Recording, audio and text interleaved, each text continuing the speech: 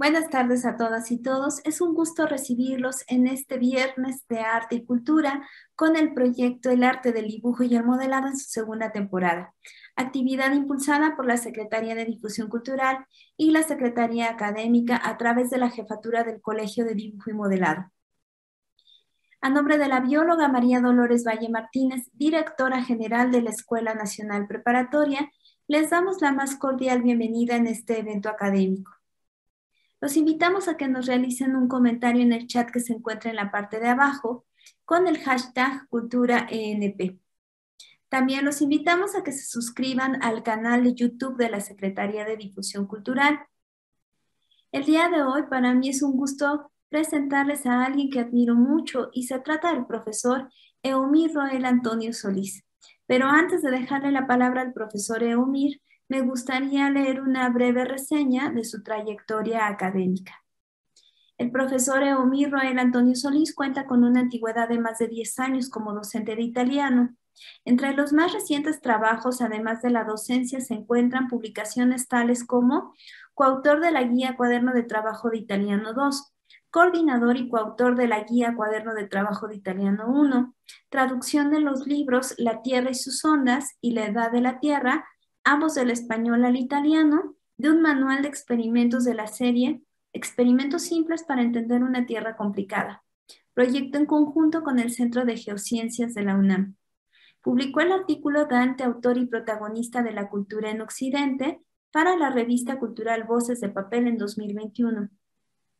También cuenta con diversas ponencias y conferencias, entre las que destacan Metacognición y el papel que desempeña la Mediateca en la Escuela Nacional Preparatoria, la Conferencia Magistral Galileo Galilei, la caída libre y el nacimiento de la ciencia moderna.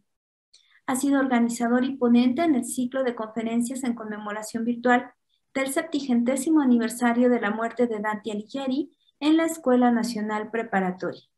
Así que sin más preámbulo, los dejo en compañía del profesor Eumir y les agradezco nuevamente su presencia. Que lo disfruten. Mil gracias, en verdad.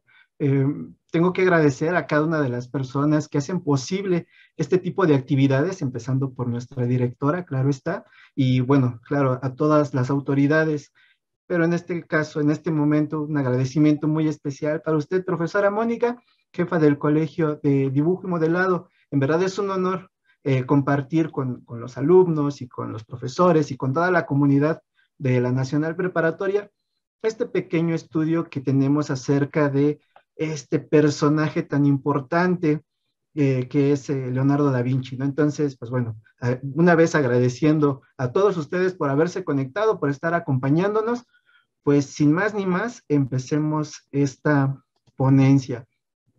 Cabe mencionar, compañeros, pues ya voy a empezar como a dirigirme directamente con nuestros, pues con quienes nos están viendo en este momento.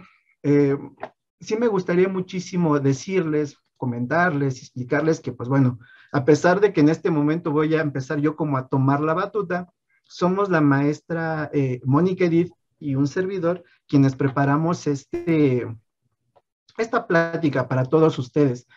Consideramos que Leonardo da Vinci sigue siendo ese personaje, esa persona, ese arquetipo de todo lo que conocemos como inventor, como dibujante, como artista, como científico, y quisiéramos en verdad compartir un poco de su legado.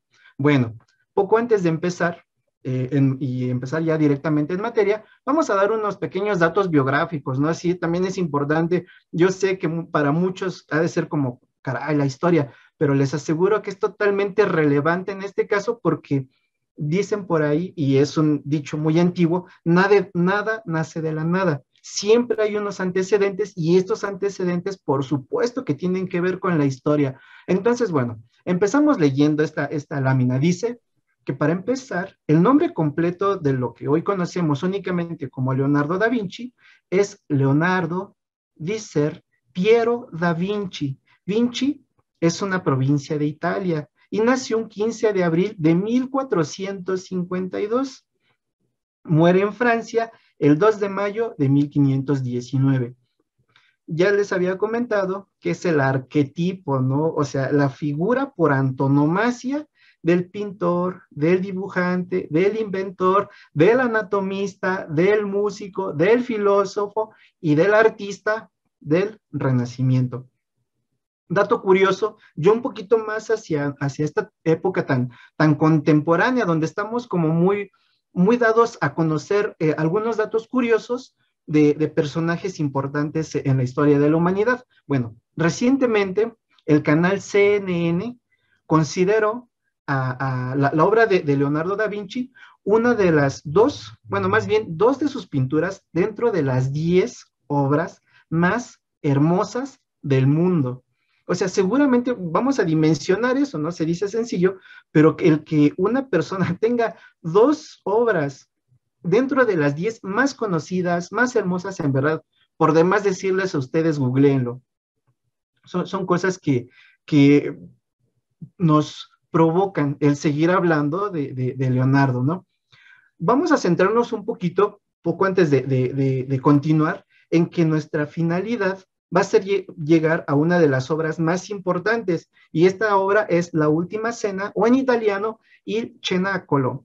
Vamos a ver en esta primera cápsula, compañeros, es todo este proceso creativo, y en estos, por supuesto que me va a apoyar la profesora Mónica para poder llegar y poder explicar y poder compartir esa pasión que nosotros encontramos en el dibujo. Bueno, pero poco antes de llegar a la obra en su totalidad, también vamos a dar estos datos biográficos.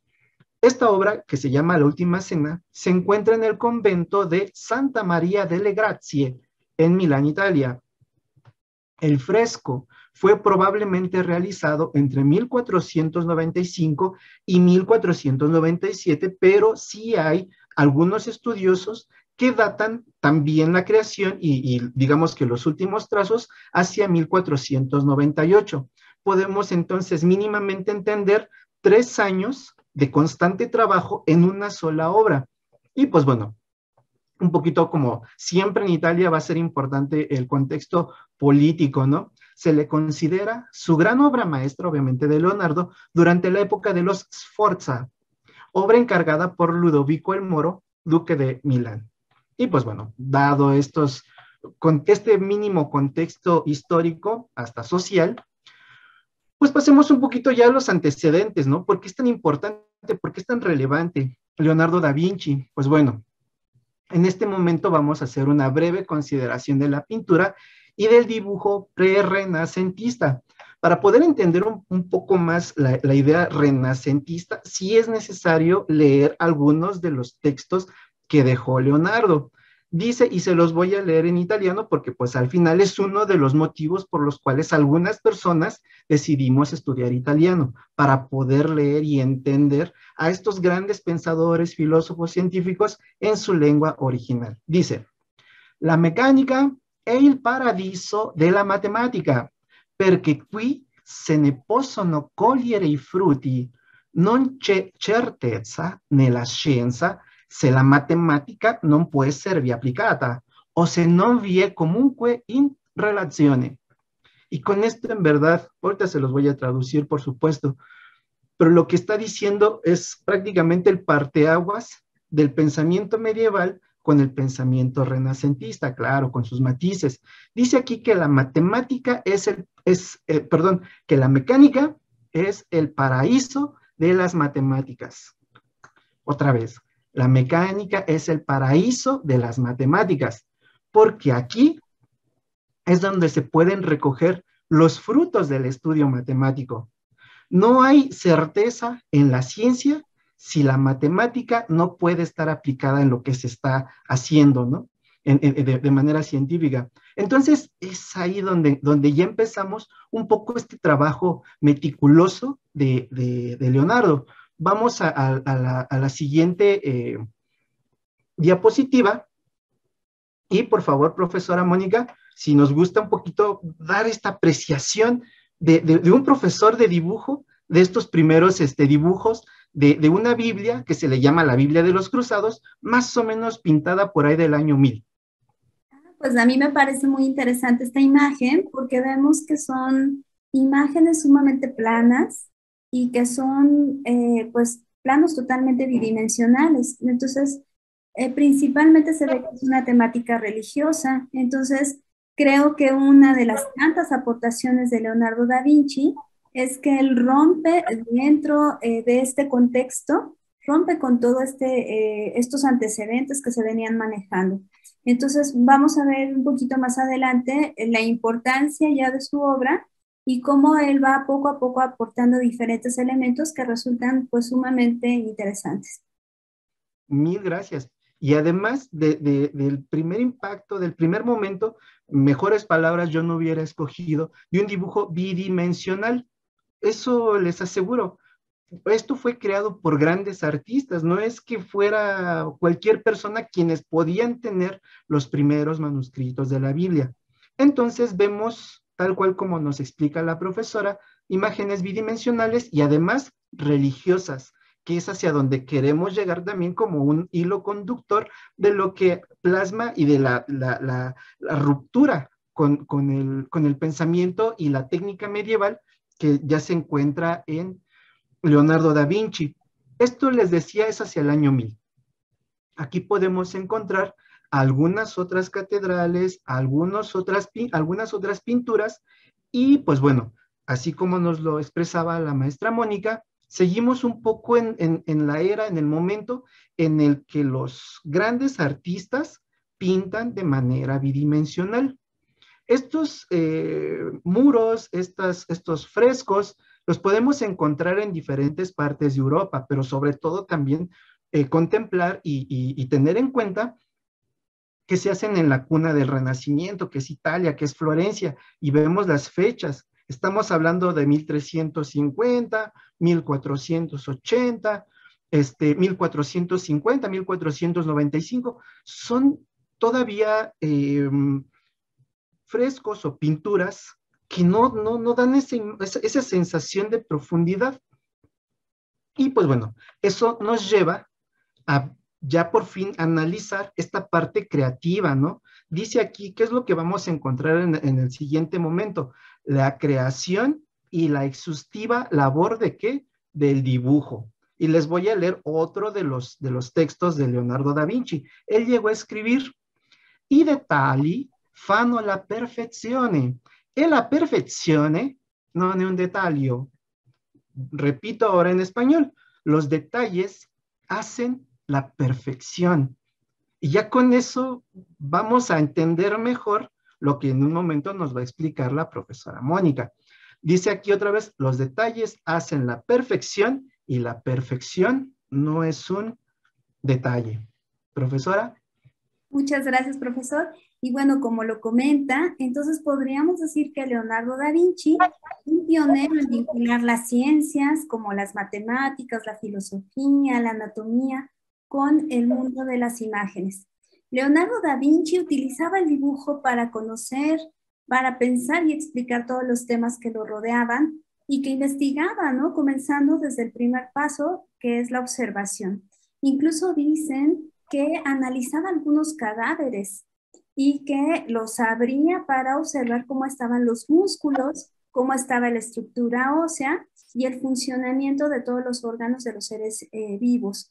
Incluso aquí lo podemos ver en esta imagen del lado izquierdo, cómo se puede ver el análisis que él hace exhaustivo y cómo pone esta serie de detalles, por ejemplo, de el tórax, ¿no? De las vísceras abdominales, cómo funciona el hígado, las venas hepáticas y bueno, realmente hace una serie de apuntes que no solamente son escritos, sino que también los hace de una manera muy detallada gráfica y pone diferentes luces y sombras para ver justo el volumen en esas imágenes.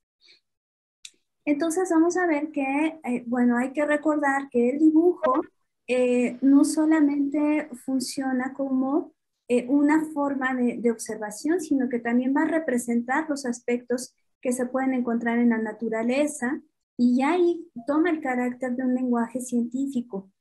También se va a aplicar en la parte cultural, incluso actualmente vemos que es muy utilizado como un medio de expresar cuestiones sociales. El dibujo podríamos decir que entonces es una forma de explorar el mundo y a través de él mostrar los conocimientos que se han ido descubriendo. Esta parte es muy interesante porque podemos ver que es una serie de bocetos.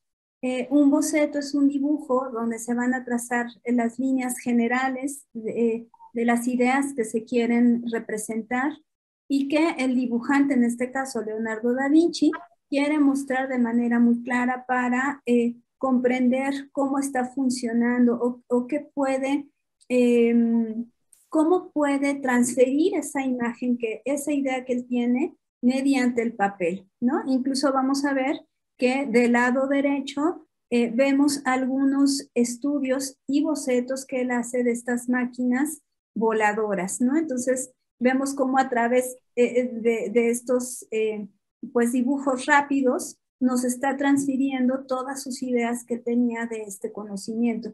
Y vamos a ver que el bocetaje, más adelante lo vamos a poder observar, es fundamental, ¿no? Para la creación de estas obras que ya después vamos a ver totalmente consolidadas, pero pues bueno, hasta el momento lo vamos a dejar aquí y posteriormente lo vamos a ver ya de manera formal. Oh, en verdad, mil gracias por esa apreciación dentro de los compañeros que se dedican precisamente a que los alumnos, a que toda la comunidad estudiantil vea la importancia del bocetaje.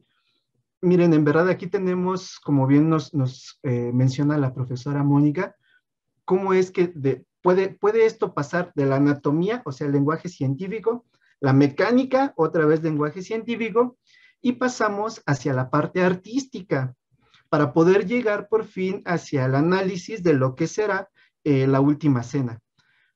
Un poco de lo que se puede mencionar respecto aquí, pues bueno, es un poco los estudios que se conservan en códices, una colección famosa que se llama la colección Windsor, que se encuentra en la Royal Library en Inglaterra, y también la Biblioteca Ambrosiana de Milán. O sea, son muchos los bocetos que se tienen de Leonardo da Vinci antes de crear esta obra tan conocida que es la Última Cena. Profesora Mónica. Sí, efectivamente, como lo menciona profesor, bueno, Leonardo es sumamente conocido también por el gran trabajo de bocetaje que genera y que bueno, como tiene muchísimos bocetos antes de llegar a una propuesta final, como puede ser La Última Cena o La Gioconda u otras tantas grandes obras que conocemos, ¿no? Me parece también muy importante mencionarles que el bocetaje forma parte de todo un proceso creativo.